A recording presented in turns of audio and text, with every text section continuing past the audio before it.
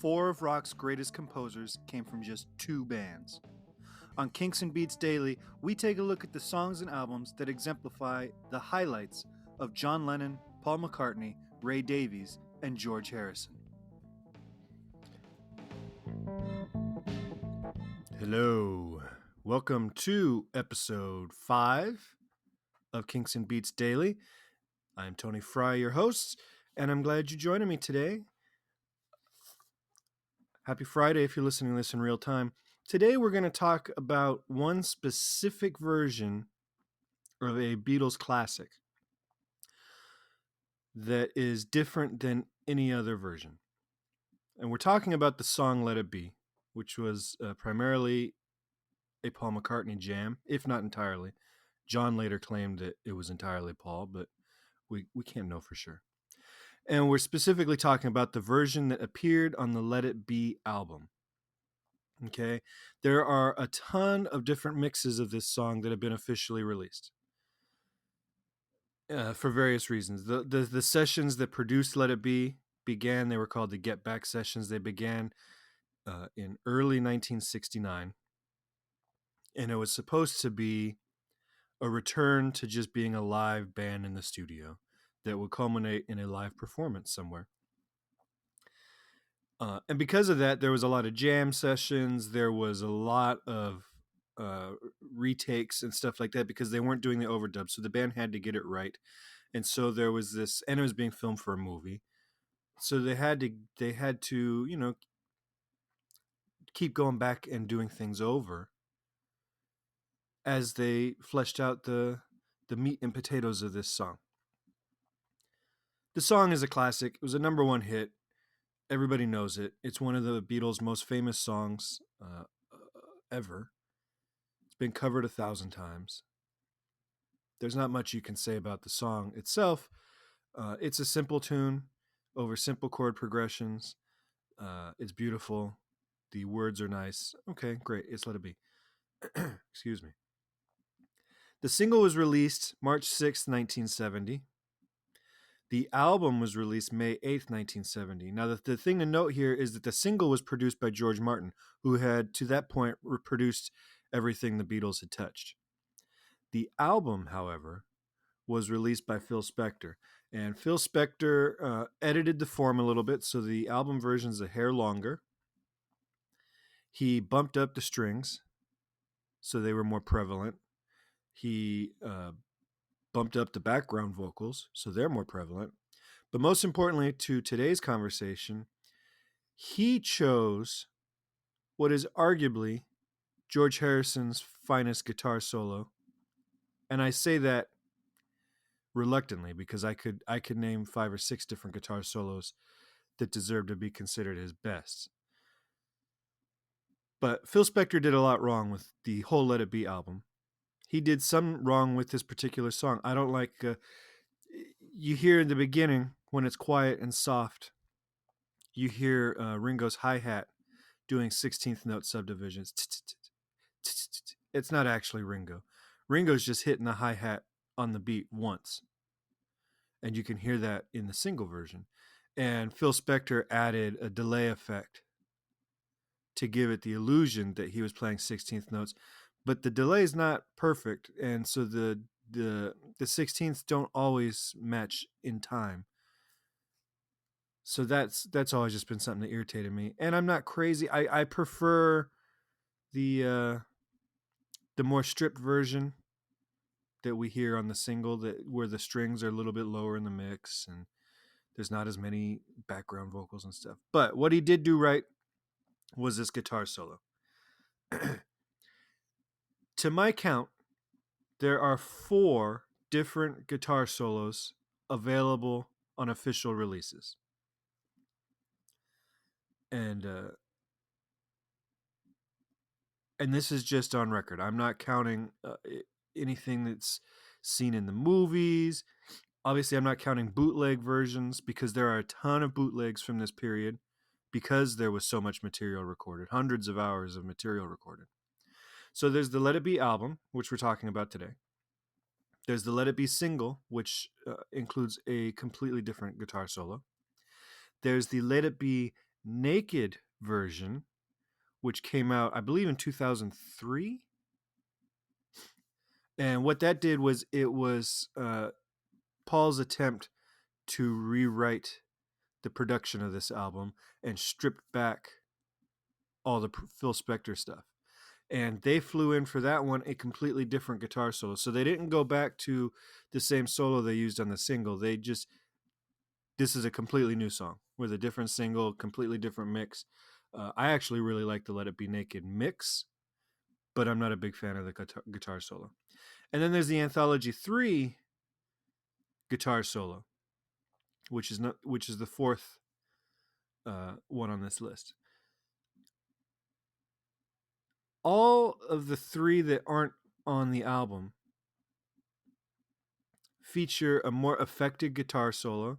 He's got a ton of effects on it, on the guitar. It's more subdued. It's lower on the guitar. He's playing it down. One of them is played almost entirely in like first or second position. But the Let It Be album is a screaming solo. So they record the song. Harrison goes back and overdubs a new solo on April 30th of 1969. That one becomes the single. He then goes back on January 4th, records a new solo for it. That's the one that becomes on the album. Now the timeline is weird. He records a new solo January 4th, 1970. The George Martin song, produced version, is released 3 months later on March 6th. Phil Spector goes in at the end of March to reproduce the album and uses the new one that comes out on May 8th. But if you listen to the March 6th single, you can actually hear George's January overdubs that weren't used. You can hear the solo being played faintly in the background, and then you can hear the lead guitar coming in during the last refrain of the chorus on the single. It's just pulled back in the mix. And that's the thing with tape, when they were recording on tape back in those days, you couldn't really erase something completely, and it bled over into other tracks, and so there are a lot of instances on Beatles records in particular where they would go back and overdub something, and you can hear trace elements of what they were recording over still on there. This wasn't the case though, because obviously they didn't record over anything. They just pulled it back. They just zeroed out the levels, but there was some bleed on other tracks. So people who were listening to the single in March got a peek. If they were good listeners with headphones on, they got a peek to what was to come on the May 8th album release. So what makes this solo so great? Let It Be is kind of a soft song. It's very gentle. There's not a lot going on. Ringo's drum work is very subdued. You know, even for ballads, sometimes he would really be giving it the rock and roll treatment.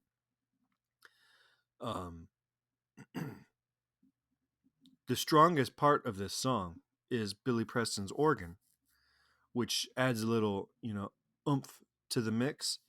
But for all intents and purposes, this is a ballad, and it's a soft ballad, and it's a gentle ballad.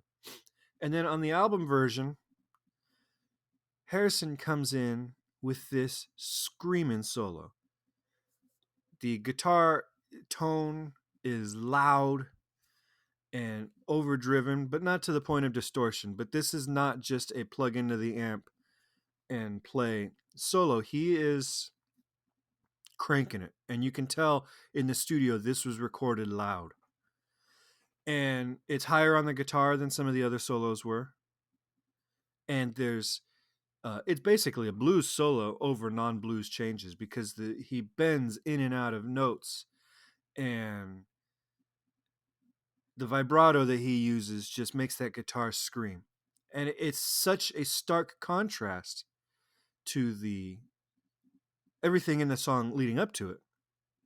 So it's like kind of his final statement.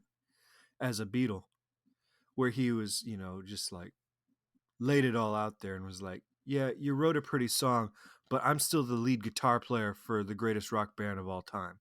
And he just digs into it. And what makes it cool, and this is probably why this wasn't used as the single, but during the last refrain of the chorus, George starts playing these little lead licks in between Paul's vocals. And Paul historically had a problem with this. He tried to do it on Hey Jude, and we've never heard it. So that tells you where that argument went.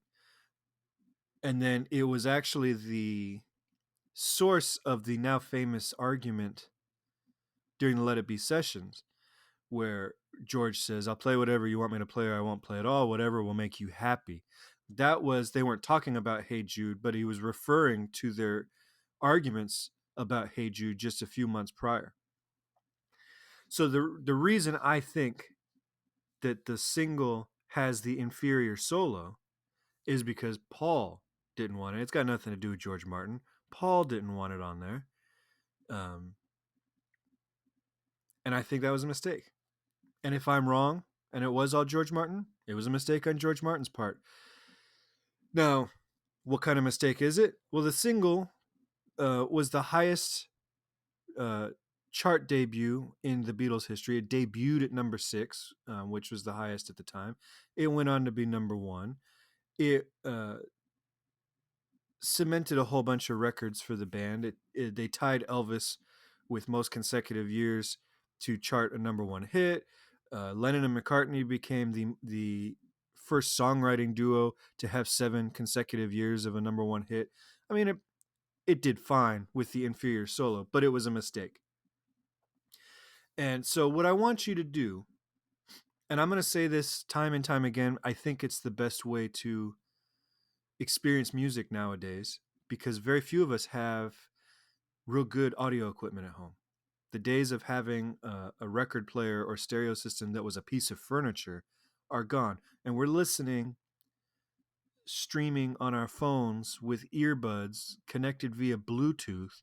So the degradation of audio quality is amplified a little bit at every step, right? It's degraded by being an MP3 file.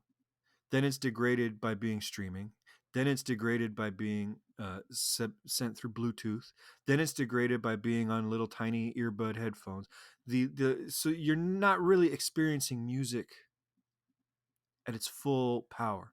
So unless you've got a great system at home or in your car, if you have one of the cars that still has a CD player in it, I think put on some good headphones, close your eyes, and just take it all in at once, and really get immersed in the mood that Paul and the Beatles set leading up to the solo. Right?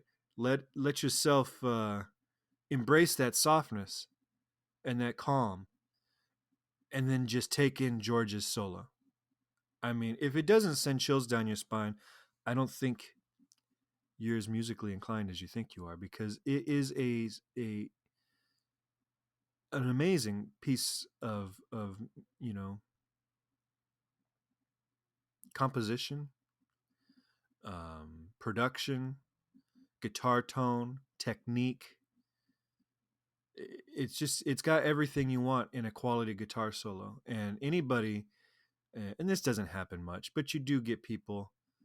A lot of Paul fans are kind of anti George sometimes, and will say things like, Paul is the greatest drummer in the Beatles and the greatest guitar player in the Beatles and the greatest everything.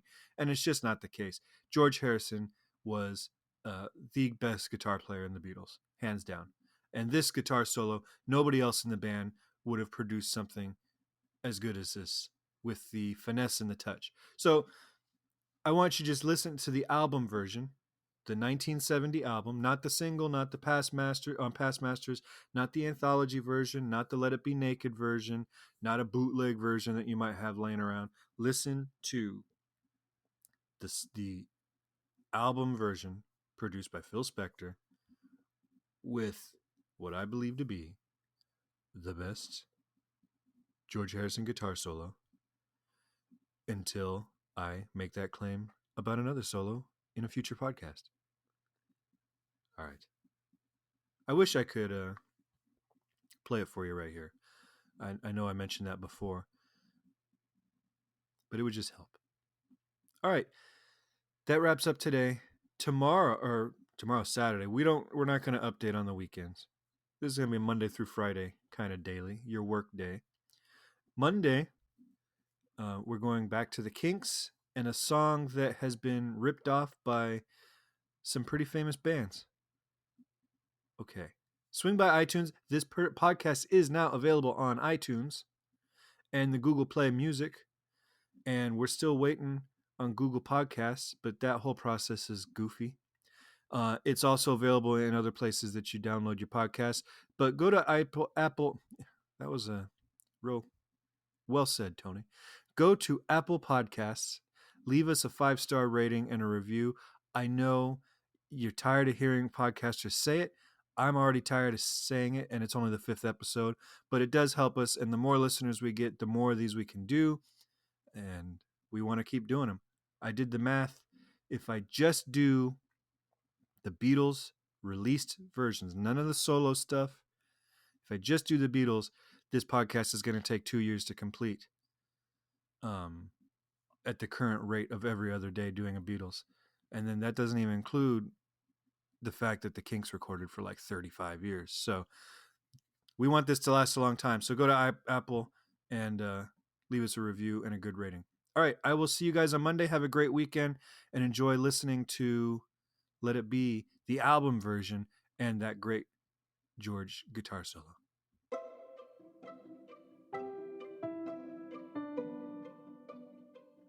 This podcast is presented by the Hero Habit Podcast Network. Swing by HeroHabit.com today to comment on this episode and poke around our growing database of sports and pop culture news, reviews, and collectibles. HeroHabit.com. Collect your heroes.